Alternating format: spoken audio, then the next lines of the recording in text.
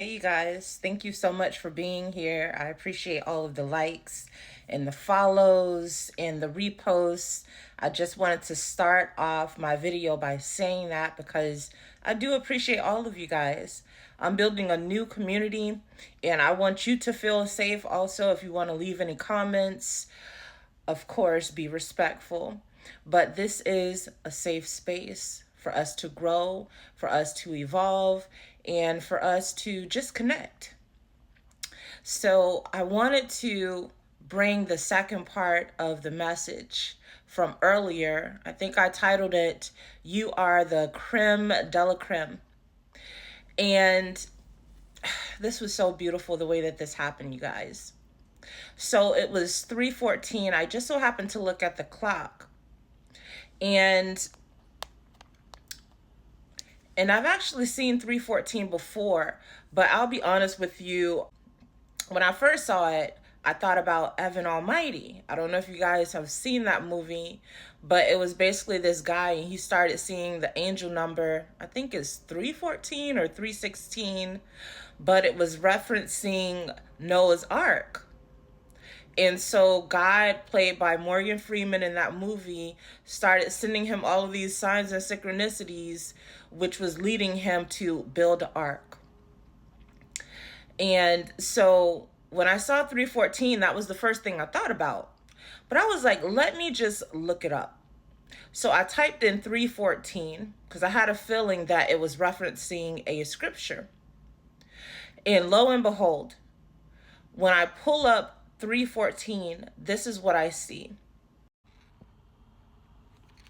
So when I initially pulled up 3:14, this is what came up. And I mean, that was powerful within itself, the I am who I am. But then what really caught my attention was the Joshua 3:14. Now, the reason that's so significant is because in my last video, if you guys watched it, I was talking about the children of Israel and their journey into the promised land. But in that one, I was referencing Moses. The crazy thing is Joshua is the one who actually led the children of Israel into the promised land because Moses never got to go. And so this was powerful in itself because I was like, wow, this is the second part of the message. Because this is the children of Israel actually making it into the promised land. That in itself should be a message. But we're going to go ahead and read Joshua 3:14 to see what the scripture says and see what messages Spirit has for us. I hope you guys can see it. But it says, so when the people broke camp to cross the Jordan, the priest carrying the Ark of Covenant went ahead of them. Now the Jordan is at flood. Now the Jordan is at flood stage, all during harvest. Yet as soon as the priests who carried the ark reached the Jordan and their feet touched the water's edge, the water from the upstream stopped flowing. It piled up in a heap a great distance away, at a town called Adam in the vicinity of Zarethan, while the water flowing down to the sea of the Arabah, that is the Dead Sea, was completely cut off. So the people crossed over opposite Jericho. The priests who carried the Ark of the Covenant of the Lord stopped in the middle of the Jordan and stood on dry ground, while all Israel passed by until the whole nation had completed the crossing on dry ground. Now, before I move forward, I just want to touch on that.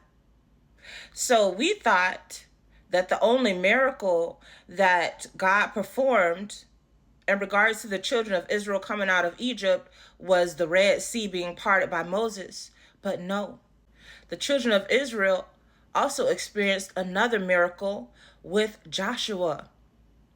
So this is so powerful because what I'm getting from this is that no obstacle can truly stand in the way. Even though right now you might be flooded with obstacles, Spirit is saying that they are going to move them out of the way. You are going to have a clear passageway. I'm hearing that you're going to be able to stand on dry ground. And I'm also hearing everything else around you that no longer serves you will be washed away. I'm just feeling such a celebratory energy bringing this message. I'm seeing the gray clouds moving away. I'm seeing the rainbow. I'm hearing singing and laughing. Because now the vision is clear. God got you. Not only did God perform one miracle in your life to earn your trust, God has performed many miracles. And what I'm hearing Spirit ask you is to remember those miracles. No matter how small or how big, remember those miracles, because there is power in the remembrance, because it is going to build up your faith for the bigger miracles. You see, at times we get discouraged and we forget all of the things that God has already done for us. We forget all of the attacks that God has protected us from. If we did not make it through those attacks, we wouldn't even be here to claim this miracle. So Spirit is saying to hold on to the faith and hold on to the remembrance of those miracles. Even if you have to write it down, make a list of all of the things that God has done for you, because I'm telling you, sometimes it's very easy for us to forget.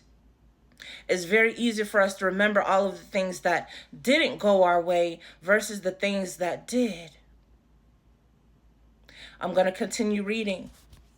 Joshua told the people, "Consecrate yourselves, for tomorrow the Lord will do amazing things among you." Joshua said to the priests, "Take up the Ark of the Covenant and pass on ahead of the people." So they took it up and went ahead of them. And the Lord said to Joshua, "Today I will begin to exalt you in the eyes of all Israel, so they may know that I am with you as I was with Moses.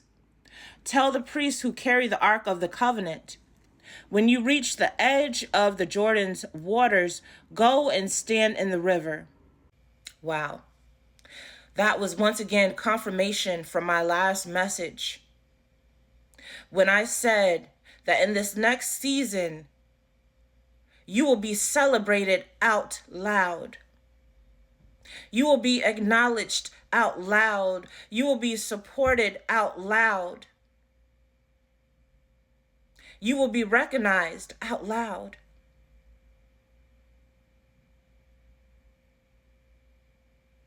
Spirit, I'm hearing, is going to raise you up amongst the masses and amongst your enemies. Now I'm hearing the scriptures, your enemies will be your footstools. The very people who put you down, who doubted you, will be the same people crawling back to you for help, for aid, for forgiveness. So once again, Spirit is saying, do not be discouraged. Your time is coming. The first will become the last, and the last will become the first. Joshua said to the Israelites, "Come here and listen to the words of the Lord your God. This is how you will know that the living God is among you, and that he will certainly drive out before you the Canaanites, Hittites, Hivites, Perizzites, Girgashites, Amorites, and Jebusites. See, the ark of the covenant of the Lord of all the earth will go into the Jordan ahead of you. Now then, choose 12 men from the tribes of Israel, one from each tribe. And as soon as the priests who carry the ark of the Lord of all the earth, set foot in the Jordan, its waters flowing downstream will be cut off and stand up in a heap.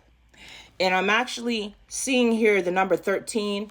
Spirit just wanted me to point that out, which signifies the end of cycles.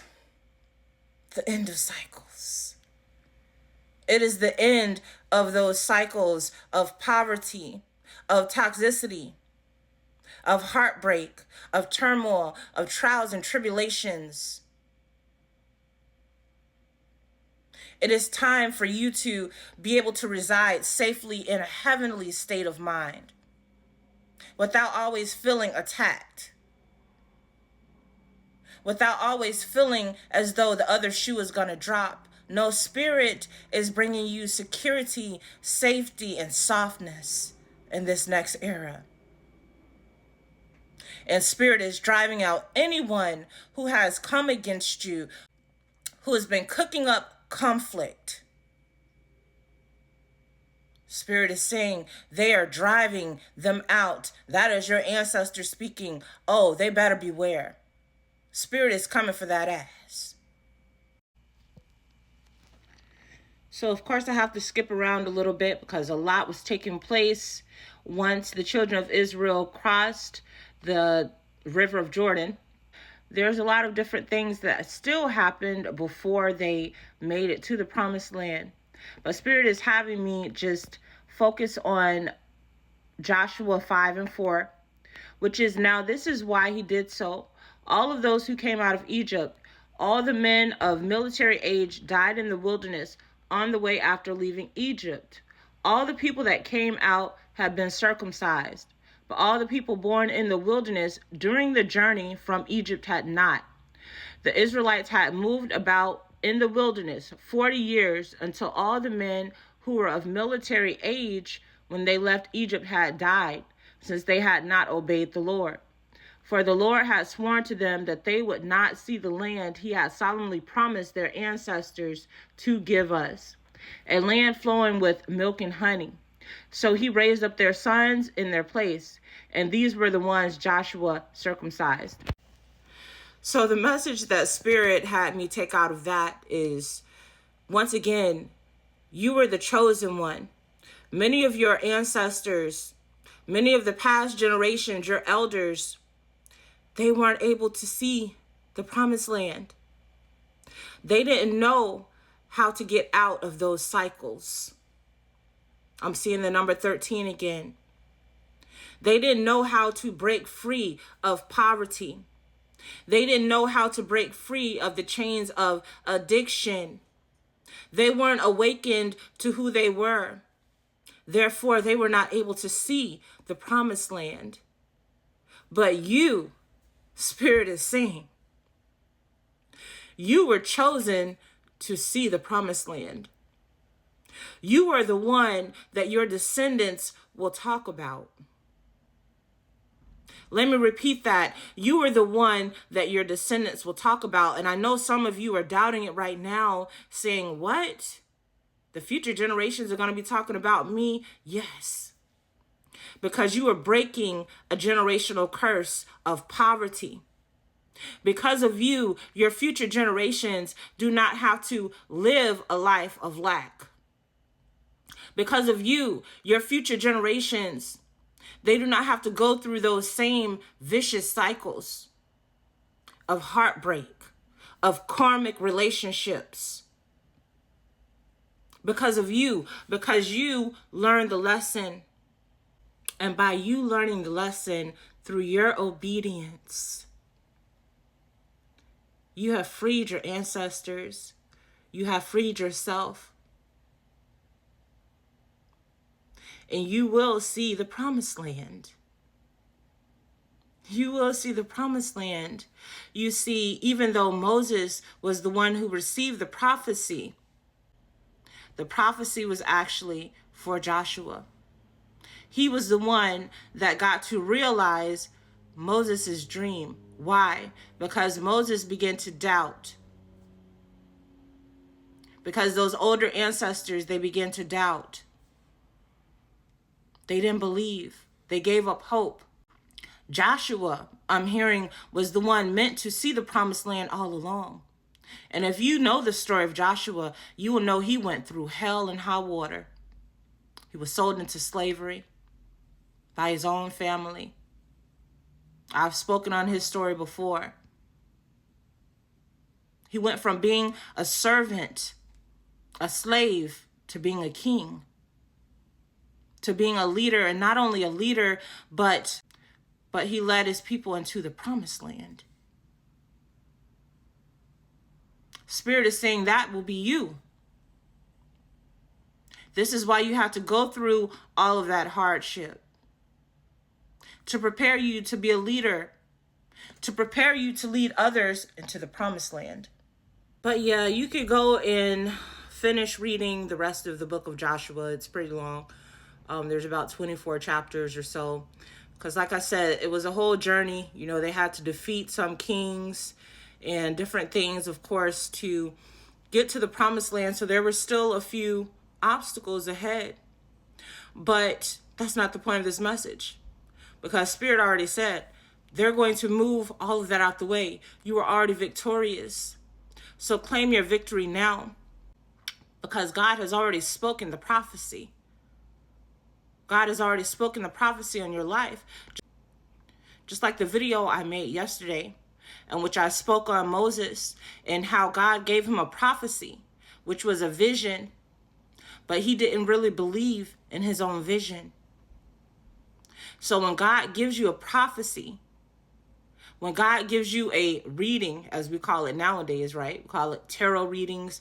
When God gives you a prophecy or a vision, believe it. Believe it. No matter what obstacles might stand in the way. Because just like with the children of Israel, they had to face obstacles. They had to face obstacles. Everyone has to face obstacles. But it's only those who remain resilient and who persevere who make it into the promised land. So you are already victorious is what Spirit wants me to remind you of. You are protected on this journey. So begin to celebrate now, because soon you will be celebrated amongst the masses. Peace and love.